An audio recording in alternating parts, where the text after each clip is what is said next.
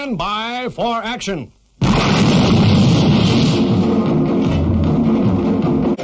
Anything can happen in the next half hour. 5, 4, 3, 2, 1. Do you like that? A little bit different, isn't it? Well, another exciting show. Got a Lord Montague gag coming up. A very old one that archaeologists, so old I think archaeologists are interested in it. And I'll be looking at Boy Scouts, dob dob dob dib dib dib. Sorry, it's the wrong hand, isn't it?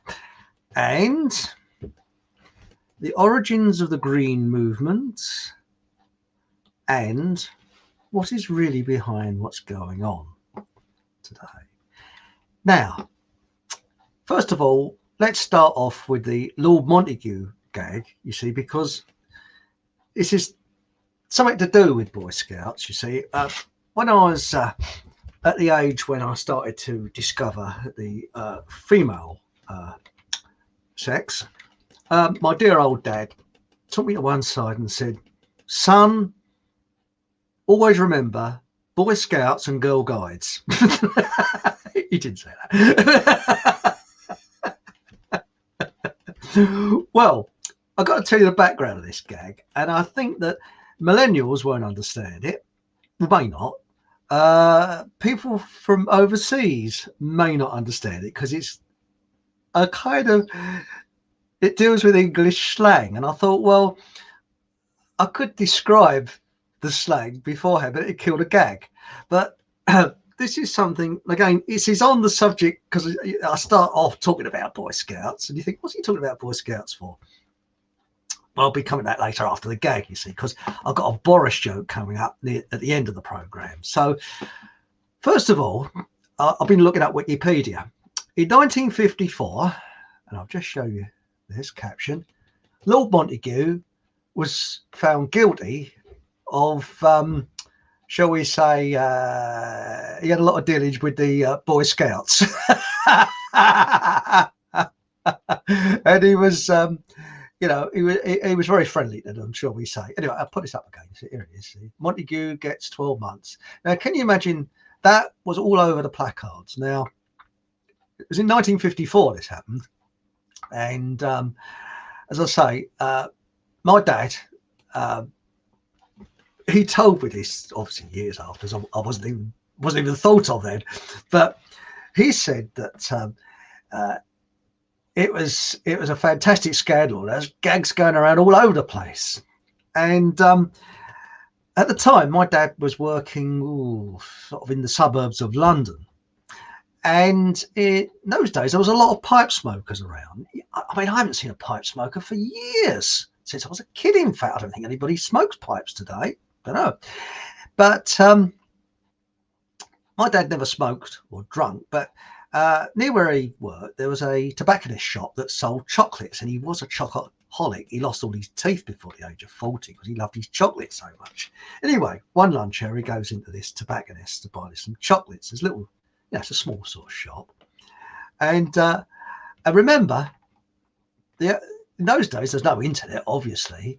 Only rich people had television. So the only way you got news and information was over the radio and newspaper sellers and placards such as this, you see. And that was the joke at the time. So the dad walks into this shop, and this has actually happened, you see. And he was looking around the chocolates, you know, he's going to buy himself a bar of chocolate. And a bloke comes in and he says to the fella servant, he says, "Excuse me," he said, "I'd like some what sort of type pipe tobacco have you got?" And the bloke says, "Well, we got Old Holborn, which is, you know, the most famous," and he mentioned a few other brands.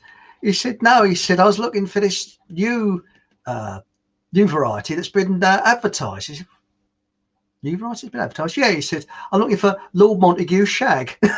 And everybody in the store just collapsed with laughter. But again, that's an English joke because you know, shag can mean several things, but I mean, Lord Montague's shag, you know. Anyway, on with the program. Now, I was going to mention about the Boy Scouts and a breakaway group that very few people have actually heard of. But first of all, I'd like to start by showing you an extract from a film which I mentioned last week and the week before, and I'm probably driving everybody bonkers with this, but technical problems happened, and I hope I've ironed them out, and I hope it'll work. I've rehearsed this about 3 or 4 times. I've done dry run this afternoon to see whether this works. So keep our fingers crossed and hope this works. Now, this is an extract from a film called The Third Man. And what Orson Welles says in this extract is exactly how governments think of us and have always thought about us. So here goes. Have you ever seen any of your victims? You know, I never feel comfortable on these sort of things. Victims? Don't be melodramatic. Look down there. Would you really feel any pity if one of those dots stopped moving forever? If I offered you 20,000 pounds for every dot that stopped, would you really, old man, tell me to keep my money? Or would you calculate how many dots you could afford to spend? Free of income tax, old man. Free of income tax. The only way you can save money nowadays. A lot of good your money will do you in jail. That jail's in another zone. There's no proof against me. Besides you.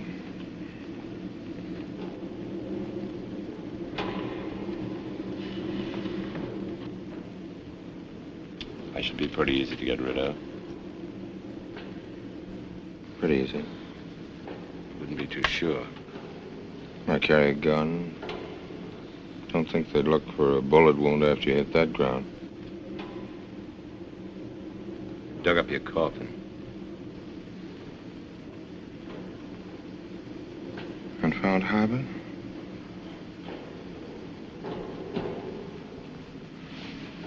Mm-hmm. Pity. Holly. What fools we are, talking to each other this way, as though I'd do anything to you, or you to me. You're just a little mixed up about things in general. Nobody thinks in terms of human beings. Governments don't, why should we? They talk about the people and the proletariat. I talk about the suckers and the mugs. It's the same thing. They have their 5-year plans. So have I. You used to believe in God. Well, I still do believe in God, old man.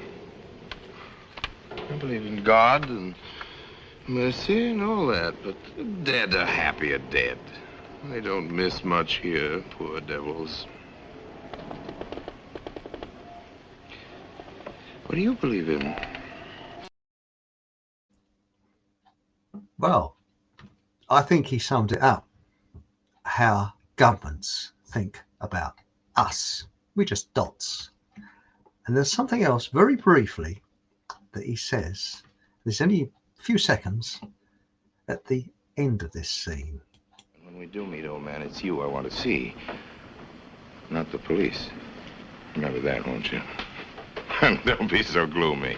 After all, it's not that awful. But what the fella said. In Italy, for 30 years under the Borgias, they had warfare, terror, murder, and bloodshed, but they produced Michelangelo, Leonardo da Vinci, and the Renaissance. In Switzerland, they had brotherly love. They had 500 years of democracy and peace, and what did that produce? The cuckoo clock.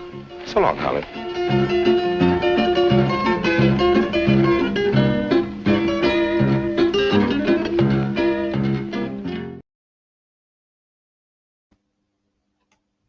Interesting. So that's, again, the way psychopaths think. And I think he acted that part brilliantly. Again, one of my favourite films. And I'm not sure, you get bits of it on YouTube, but I think you have to buy it to see it. Anyway, before we go any further, let's go into chat, shall we? Let's have a quick shufty. What we got in there? Oh, we got Soul Bollocks evening all, greeting all, hello. And we've got Flat Earth, hello, long time, no see. Oh, that's okay. As long as I got a note from your parents, that's okay. And we got some spread lies, others know the truth. Who is who? Hello. And we got Ralph. Hello, Ralph. We've got a lot more bigger audience tonight. And then we've got evening folks, and we got Flat Earth again. Everyone has Stockholm syndrome. There is little hope. Yes, you got a very good point there. But where are we? That's it. But the thing is that I think we've got a lot to be optimistic about, because there's an old Chinese saying, keep your friends close, keep your enemies closer. Because I think the powers that be are getting very, very worried. And we're getting worried that things are going to be changing for the worst. I don't think so. I really don't think so. Now, where do we start? Now, this is quite a big subject, which I'm going to try and chop up, and I've sort of condense, and with the help of graphics, which I've now got, yummy, we can look at this a bit deeper. Now, I know I keep delving back into history, but let's look at a few areas of history. For example, modern history is my thing. What was the First World War? War, okay. Take the word war out of it. What was it? It was a sacrifice, wasn't it? It was really a human sacrifice. Now let's come forward. Now, First World War, Britain needn't have got involved. There's a lot of historians that have said that. There's a very famous historian. He was a Conservative MP, and I can't remember his name. I should have done my research. I've overlooked that bit. But he said that we could have sat back in 1914 in Britain and supplied both sides and watched Europe boil. And Britain could have done what happened during the Japanese and Russian and Japanese War of 1905. And that is, we supplied both sides with ships. And the shipyards that was building ships as far as they can go to supply either side, they had like a bit of rivalry in the pubs at night. And they would chalk up what ships had been lost during the war. And Britain wasn't involved at all, but we supplied the ships. Sounds brutal and it sounds awful because I don't, weapon sales, but Britain could have kept out. And it was very strange. It was an excuse to go into the First World War when the country was bankrupt. Okay. Second World War, exactly the same. Britain could have just sat back because Germany was advancing away from Britain. Mr. H's eyes were on the former Soviet Union. And it's probably the only time that a country declared war on another country that was advancing away from them. It's like someone walking out the pub and saying, I'm going to hit you, and they're walking away from you. Doesn't make sense. Now, let's look at the roots of things.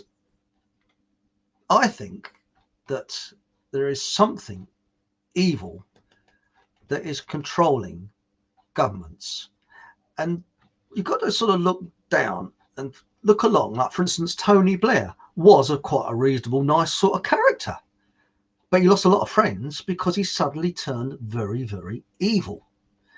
And a lot of these characters is as if they've been possessed by something. It turns them absolutely awful. I mean, I've had a lot of experience with psychopaths, and they absolutely thrive on misery, hell, causing tension, causing stress. You think about it, First World War, stress, misery, loss, sacrifice. Then you got Second World War, misery, loss, sacrifice. And then what did I have through my generation? The Cold War. Oh, we're going to get griddled alive. Oh, death, destruction. Oh, terrible, terrible, terrible. And now what have we got? This fake situation which is so fake.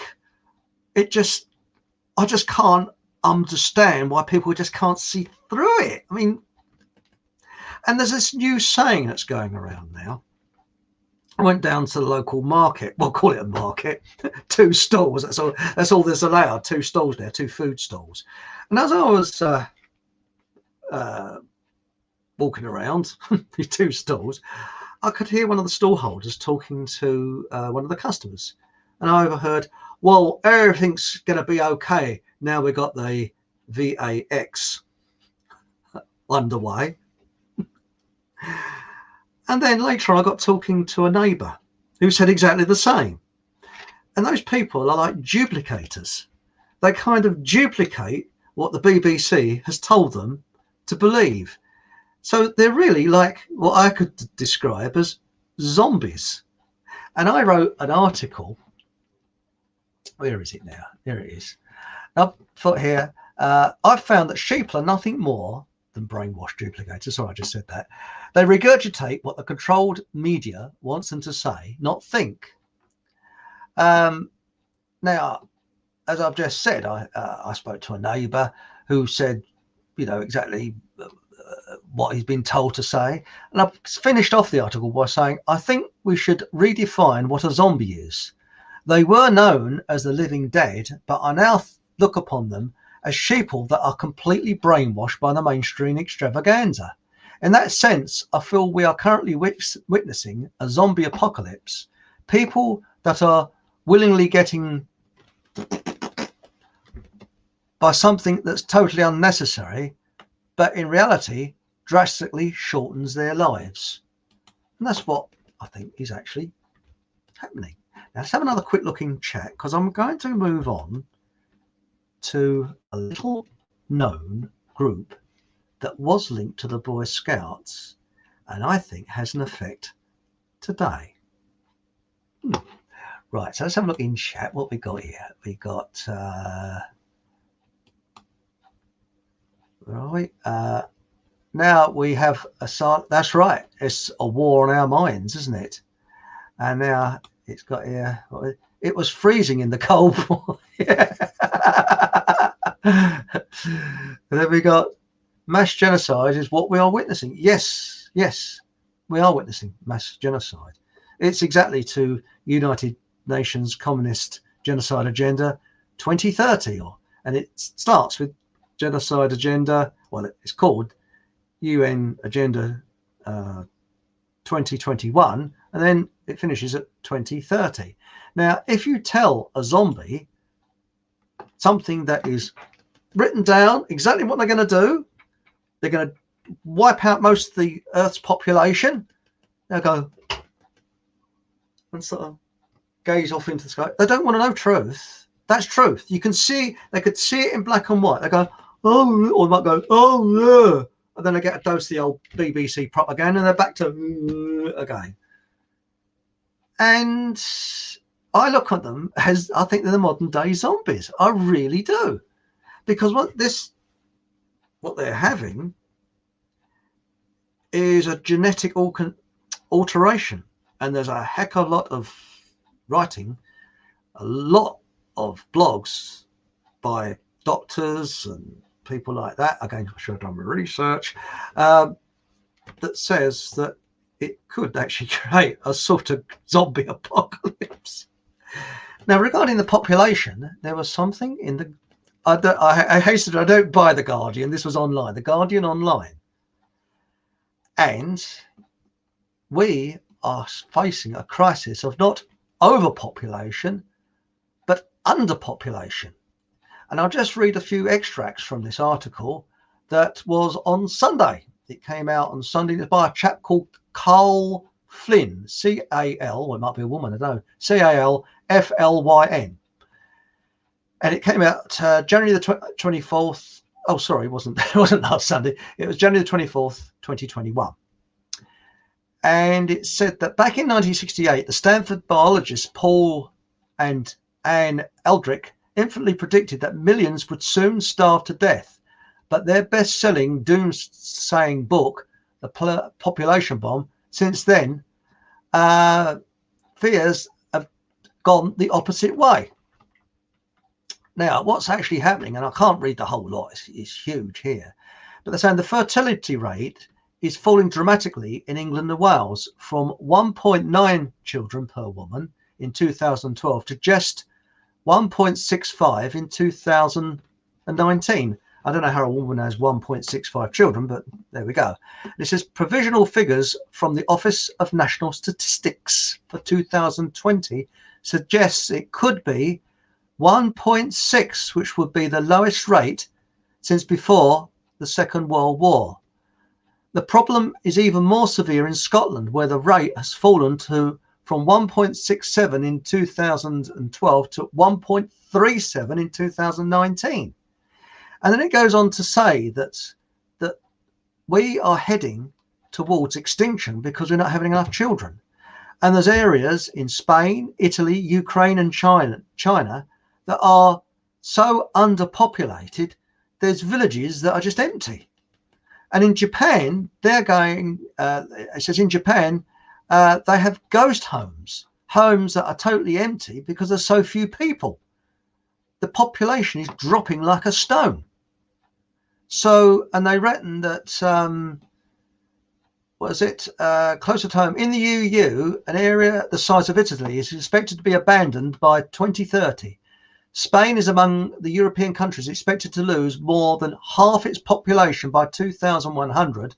Already, 3/4 of Spanish municipalities are in decline. And they're saying that, and it goes on, and there's more woodland being created because there's less and less people. Quite interesting. Now, let's go on to this green organisation, which again has links to today. Now, after the First World War, there was an organisation called the Kibbo Kift. Sounds weird, doesn't it? And I've actually found an old film on the internet, which I'll show you. It explains a little bit about it. It's a silent film, so I might be able to do the commentary over the top, you see. So this Kibbo Kift was founded by a chap called John Hargreave. And he was a Boy Scout, and he didn't like how militaristic it was becoming. And he did this branch group, which were like hippies. Now, between you and I'm a bit of a hippie, but I don't like clubs. But I'll just show you this sort of, this here we go. Kibbo Kift, meeting of the new kindred who aim at a race of intellectual barbarians. So it says here, Mr. H.G. Wells is a member of this camping fraternity who combine the ideals of scientists and Red Indians. Red Indians, eh? Oh yeah, you see a couple of people, you know, I don't know, they just rubbed a couple of Boy Scouts together, or it would make a fire. Oh, here we go, dob, dob, dob, dib, dib, dib. Hey, you know, having a bit. Oh, the tribe meets tribe. Here we go. Now you notice they're doing the Roman salute to each other, which is very, very old, long before Mr. H brought it about. As a couple of people in fancy dress gear, I don't know what they're up to. They're sort of sodding about. I don't know, yeah, what they got, a pressure cooker or something. Some bloke reading out something. There we go. Doing some, and it's all to do with our ancient past. Oh, we've got handicrafts. Here we are. See, so that's a bit of crappy film, isn't it? And then we've got Kibbowets, whatever they are. And there we are, knees up, Mother Brown, knees up, Mother Brown, backwards and forwards. Here we go, wee, and you must go up, but there we go. And that's it, you see. Well, it all looks rather innocent, doesn't it?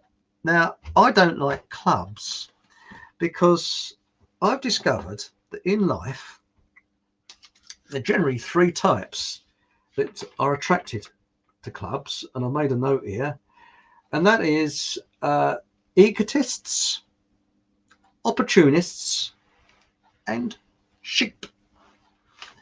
Now, when you're younger, you make a lot of mistakes in life.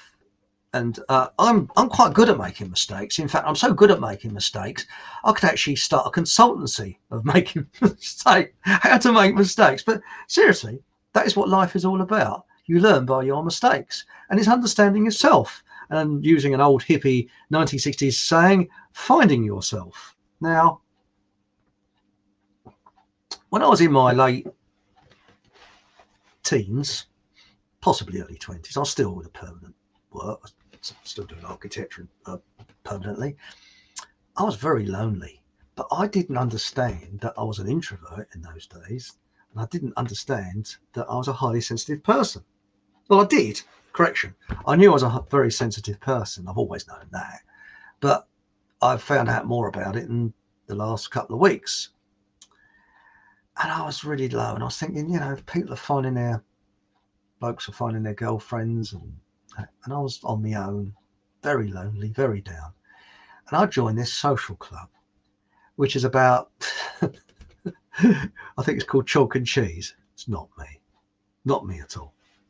Because again, if you're HSP, highly sensitive person, the last thing you want is crowds of people, especially the egotists, the opportunists, and the sheep.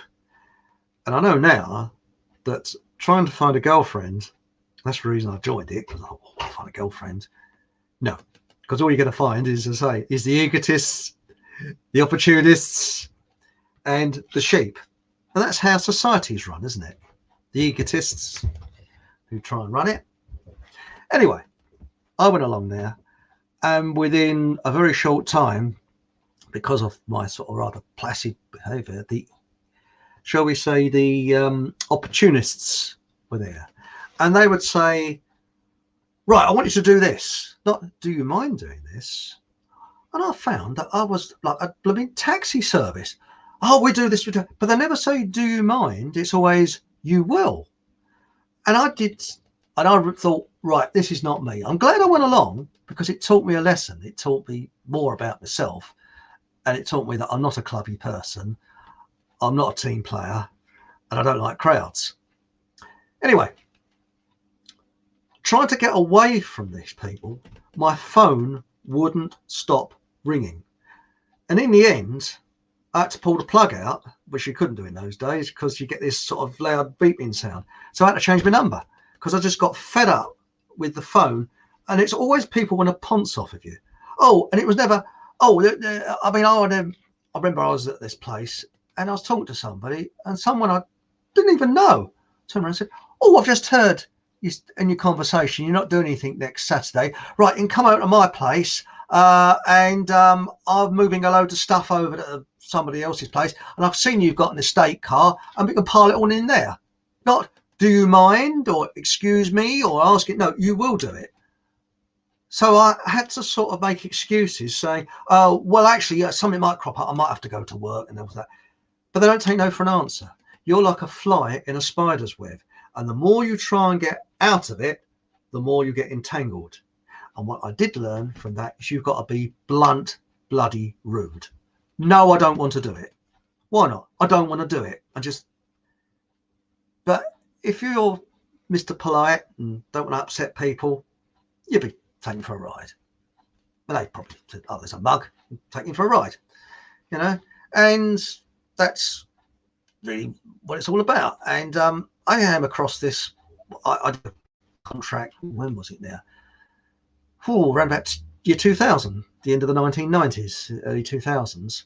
And it was in site offices, and it's quite an interesting project, actually.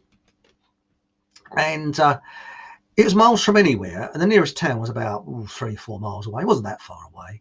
And it was around about this time of the year, sort of February, where it's cold, miserable, a bit snowy and a bit yucky on the, a bit of snow on the ground. And I'll never forget this. I'd only been there, and it turned out to be a long contract, actually, quite a lucrative one as well. But there was a bloke who worked there who wasn't on the drawing board. He wasn't a designer. I didn't quite know what he did, really. He was some sort of clerical work, but he was ex-army. He'd only been out of the army for about 2 years. So what he did in the army, I don't know. But he couldn't live his life unless he was mumping off other people. He used people like servants. And I'd only been there, let's say, I think it was the first or second day, and I was walking across the car park because what I planned to do, I used to take sandwiches because there's nothing much there, and I needed to go to the town that day, and so I thought, well, what I'll do, the idea is always to get out of the office at lunchtime, because if you stay in the office, the phone rings, you don't leave work. If you disappear for an hour, people don't know where you are, and that's the best thing to do when it's lunch here. So I went out and I was walking across the car park and had my sandwiches, and I thought, I'll eat my sandwiches in the car, nip up to the town. I think I had to go to the bank or somewhere, come back, and that's it, you see. As I was walking across the car park, this geezer, I didn't quite know who he was in his car across where my car was parked. And he said, where are you going? So I said, oh, I'm going to the town. Oh, so am I. Do you want me? And I'll give you a lift. I said, it's okay. I said, you know, I've got things to do. Got to go to the bank. Look, got to go to the bank. Oh, look, I insist. Come on. You know, and very persuasive. I said, look, really, I prefer to go up there on my own. And he said, look, come on, you know, it's snowing. It was snowing. He said, you don't want to risk your insurance. He said, it might as well go in my car. I'm going to the bank as well. So I thought, oh, bloody hell. So I got in his car, directly drove off. Boom, on goes the radio. And it's this boom, chop, boom, chop, boom, chop music at thermonuclear volume. And of course, loud music, flashing lights, things like that. It sets you off. So I'm sort of, this bloody noise. So I said, can you turn your radio down a little bit? It's making my head ache. No, it's great, isn't it? So he turns it up a bit more. So I'm sort of, get to the town centre. It's yellow lines and that round there. Doesn't put it in the car park. Pulls up on a yellow line, jumps out the car. He says, okay, so I'll leave the engine running. He said, if the parking warder comes along, just drive off and go around the block. He said, I've just got to go to the bank. I'll be a moment. Boom, off he goes. I'm sitting there, so I quickly turn the radio off. I'm not insured to drive his car. There's the engine running, heater blazing. I was thinking, what am I going to do if the parking warder comes along? I'll be driving and uninsured. And I sat there and sat there and sat there. And an hour went past. I'm still sitting there. I felt inclined to sort of, I couldn't walk back to the long walk back to where I was working. So I put it in the car park, but do I go to the bank and try and find him and give him his keys? But then how am I going to get back? Well, eventually this bozo, after about an hour, comes back. Luckily I had my sandwiches with me and I could eat my sandwiches. And his engine's still running in his car because I thought, sod that. If he wants to waste his petrol, I can sit here in the night. It's nice and warm. And he comes back and he said, where you been? So I said, oh, he said, met a mate of mine. We went for lunch. I forgot about you. Yeah, I was fuming. And by the time we got back late. Of course, I lost a bit of time for my work because you paid by the hour. And he did the same with the secretary. And he did the same with other people as well. He was a user. Now, such a situation arose, I'd just be point blank, no, because I'd realise he's a user. But you learn these things. But going on to this, I've got off the beaten track here. Now, the chap called, what was his name? I've lost it. John Hargrave, who found Kibbo Kift, who was a branch from the Scouts, who looked like hippies and all looked rather innocent, didn't it? You know, it's all rather nice. Now, he lived, when did he die? He lived from 1894 to 1986. He had a fair life, you see. And then in the 1930s, he had a strange change. Now, remember, he started the Kibbo Kift in 1920 to get away from the Scouts, which was too militaristic. And what does he start? Here he is. There he is. There's John Hargrave, as he was in Kibbo Kift. And then he starts something called the Social Credit Party. Come on, the green shirts, militaristic, a complete change from what he was trying to get away from, and there was their logo. And what they believed in was social credits. Where have we heard that before? In China? Now, I used to think when I first heard it, it seemed a pretty good idea. You know, social credit, yeah, sounds all right there. You know, government paying you money. Well, I'm anti-government. And if the government has anything to do with paying you money, they control you. And that is a means of control. And that's what's happening in China at the moment. So this social credit idea is not new. And apparently, this chap, John Hargrave, he folded up the Social Credit Party in 1951, but he completely changed from that lovely innocent little film that I showed initially that was made in 1923, which is little, you know, people enjoying themselves, showing true history, showing Britain, you know, and it's going back to our heritage and that type of thing, through to this green shirts. And apparently they had punch-ups with the black shirts, which was Oswald Mosley's lot, and they sort of sided in with the red shirts, who were communists, Marxists. So that makes you think a little bit. Now, let's have a look in chat, because I'm going to go on to the next part of this, which is a film, an extract of a film that I'm going to show, which is very interesting, because what I was saying earlier about the elite believing that they are genetically superior to us. And this is what's happening at the moment. They're trying to do away with us, and they only want a few of us as servants because they believe they're genetically superior. Now, I'll look in chat and then I'll show you this film, which is very interesting. So, blimey, we've got a lot tonight. Right, now we got here, please excuse me if I don't read all your comments out. Don't take it personally, you know.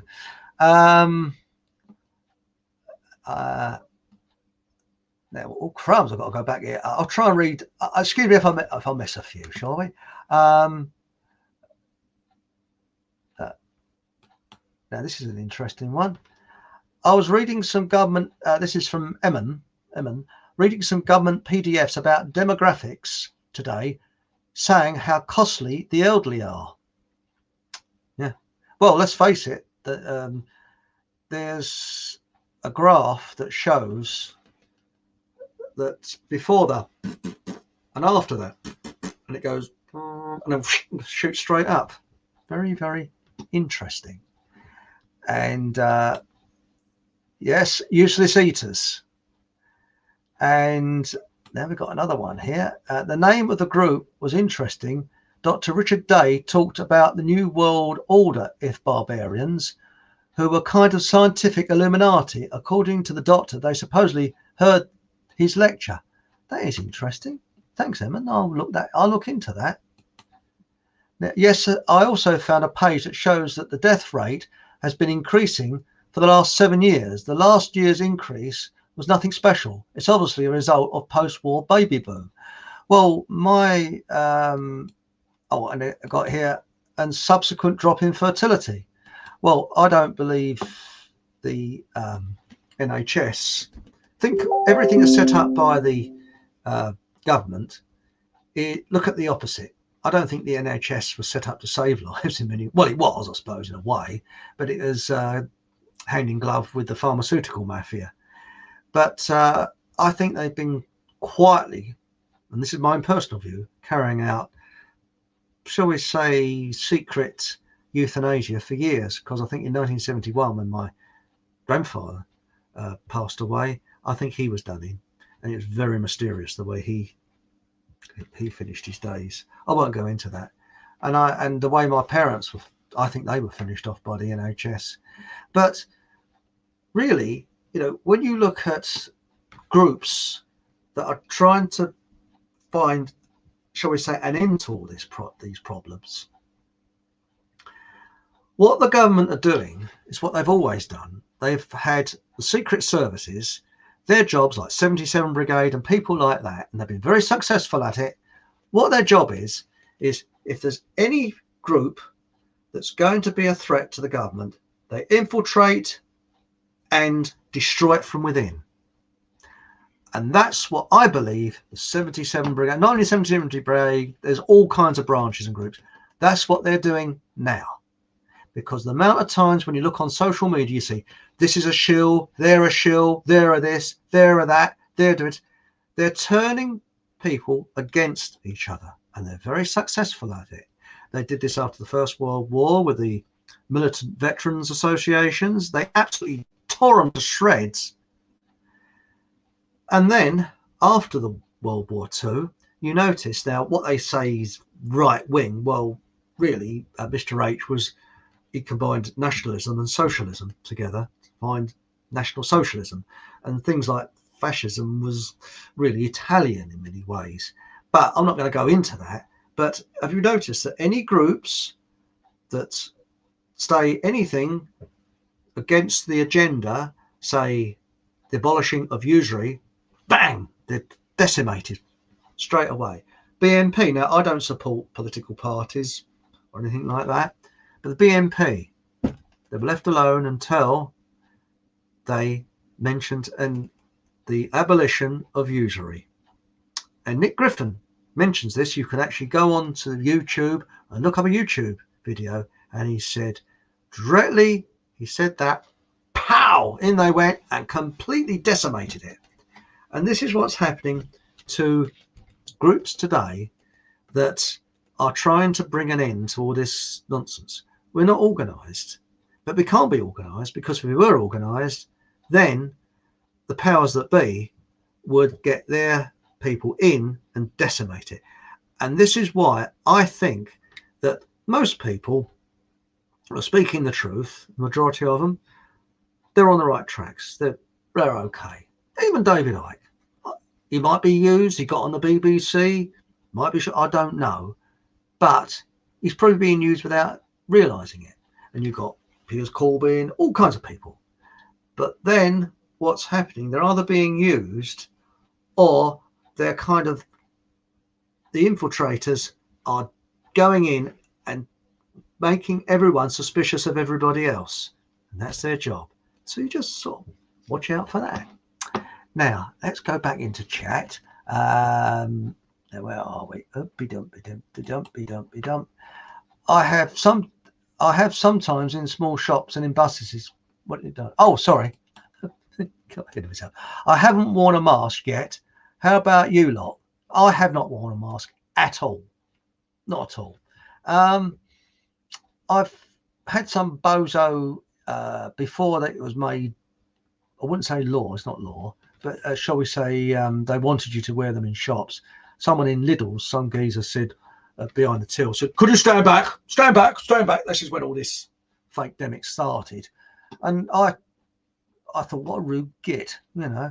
But I refused to wear one. Well, I'm exempt anyway, but and I haven't had really that much trouble, really. I have sometimes, Emma says, sometimes small shops and in buses, but rarely. I usually ship, or slip, I think it is, in supermarkets and never wear a mask. Yeah, what I do, I've got this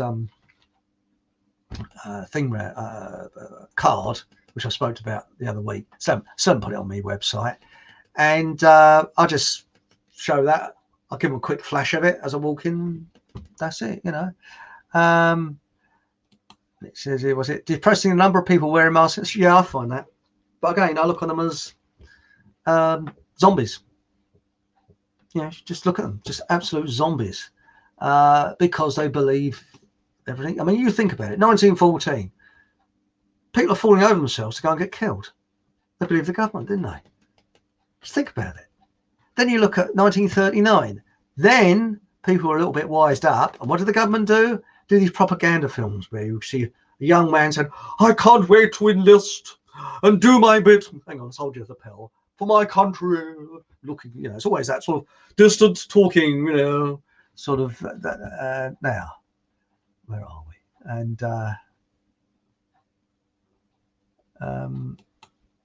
flat Earth, yes, I know. I say I'm exempt. Yeah, yeah, because I think it's more dangerous wearing any masks than anything else, because you think you've got this damp, warm area that's going to attract bacteria. Now, back to what I was talking about, if I can find it, with this part of this film. Now, as a chap, I don't always politely and respectfully agree with. Okay, there's a lot of stuff he does that, but he's on the internet, and he does do very good films because I think he was an ex-editor at the BBC. Yeah, BBC. But I get the feeling that the penny might be dropping with him, because he's sometimes a bit establishment and sometimes not. But I do respect it. I respect people that disagree with me, because that's how you learn. I don't sort of shut them out, I hope I haven't got cognitive dissonance, but I listen. But I politely disagree with a lot of what he says, but he has done a cracking film, and there's a link to it at the bottom of this video. So this is what he says about the elite. Okay, here it comes. That they think that they're genetically superior. And I know that those beliefs are still practiced by Britain's ruling class.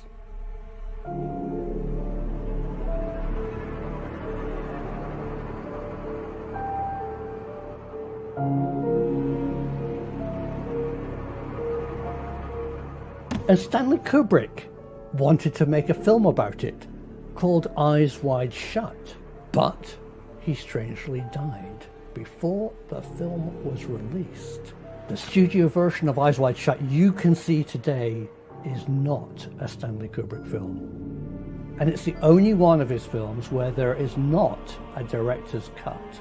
I personally have worked with Stanley Kubrick's cameraman, who told me he filmed for 4 years, and none of that material is in the film that was released.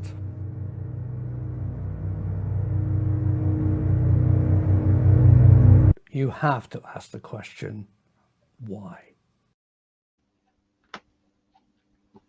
Correct. You have to ask that question, why? Interesting, eh?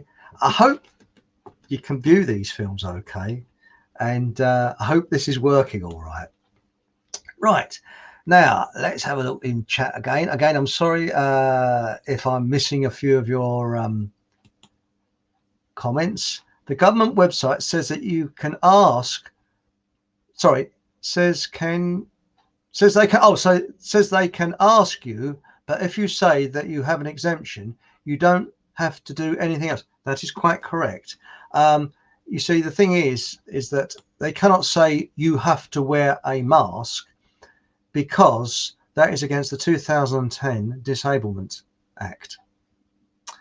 And there's a specialist law firm that is actually taking these cases to court and winning, and you can take out a personal prosecution against anyone that goes against the Disablement Act. So if a security bloke, as you walk into the supermarket, says you have to wear a mask before you come in here, you then ask his name, what medical qualifications he has, and make him aware that you're taking his name because you're going to take out a prosecution against him, and he can be fined £9,000 for discrimination against disabled people.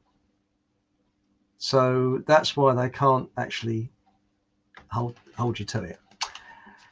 Now, let's have a look at a few more. Flat Earth says, trying to wake my loved ones up. He's like, oh yeah, it is. Mind you, I'm lucky because I haven't really got any family as such. Well, I haven't. Got a sister I haven't seen since my dad's funeral, which was 2010. I've got half a dozen cousins that, quite honestly, I never see them. They've got children that I could probably pass in the street and never see them. And I haven't really got much in common with them. And the only time I have any contact with them is a Christmas card once a year, and that's it. And but apart from that, the best in my family are all gone, unfortunately. They're all passed away. But now I've got here, Katie Price is still going to get the you-know-what after her son was rushed to hospital after having it. Yeah, I read about that. Well, zombie, eh? Stanley Johnson thinks his family are genetically superior. Well, if you go onto that Professor Simon Holland film, I've only shown a small extract from that film. I don't agree with a lot of the films. Well, I won't say a lot, but many of the films he does. Some of the things he mentions I disagree with. But even so, I think he's a good bloke and he's head screwed on the right way. And you can go to the link after this. You can go on and see the film in its entirety. I think it's about 35-40 minutes, can't remember, but it's worth watching. And I've only taken a very small extract out of it. He says a lot more about paganism and things like that, and he talks about the green movement, so that's quite interesting. Now, before I go, would you like the Boris Johnson and Chris Whitty joke? Yes, it's not a rude one though. What happens, you see, is they're being really harassed by the Illuminati, the elite, or whatever you want to call them, to get more people to get their, because they, they're behind schedule. They've got to kill more people, you see. So they do all their devil worshipping and Christ knows what, and they can't get through. They want to get through to Stalin and Mao to, ask some advice, because I mean, when you're talking about genocide, I mean, those boys knew what they were up to, didn't they? I mean, when you think about it, you had Mao, blimey, he killed out, they reckon, about 1 billion. And then you got Stalin, professional genocide boys, they were, You're talking about 60 million people. I shouldn't really joke. No, it's sad. But, they were, well, when you call psychos, I think they were the elite of psychos. Anyway, they do all their devil worshipping and they just can't get through. And they're panicking a bit, you see. So they decide that to go to a seance and try and get through to them that way, you see. So they go into this room. You see there's a woman sitting there and she says, okay, we all join hands. And there's Chris Whitty, the bloke that looks like an alien grey, just like that, you see. And there's Boris Johnson. Because, I mean, let's face it, they're all mutants sitting there. Join hands. They'll join hands. And this woman goes, are you there, Stalin? Are you there, Mao? And then she starts laughing. And Chris Whitty gets up and goes, bosh, and hits her. And Johnson says, what do you do that for? He says, well, humans always tell me that in life you should always strike a happy medium. It's a crap joke, isn't it?